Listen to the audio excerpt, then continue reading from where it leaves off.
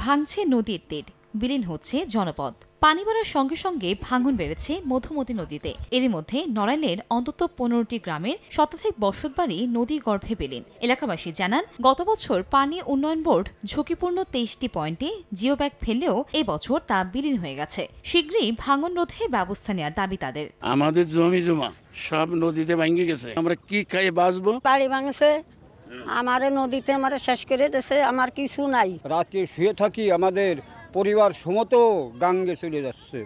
তবে নদী ভাঙন রোধ ও ক্ষতিগ্রস্তদের পুনর্বাসনে কোনো পদক্ষেপ নেই সংশ্লিষ্ট বিভাগগুলোর। বিষয়টি ঊর্ধ্বতন মহলে জানানোর গতানুগতিক মন্তব্য সংশ্লিষ্টদের। এই জায়গাটাতে যাতে স্থায়ীভাবে আমরা কাজ করতে পারি, তার জন্য আমাদের গড়াই এবং মধুমতি রিভার সিস্টেমকে নিয়ে একটা সমীক্ষা প্রকল্প চলমান আছে।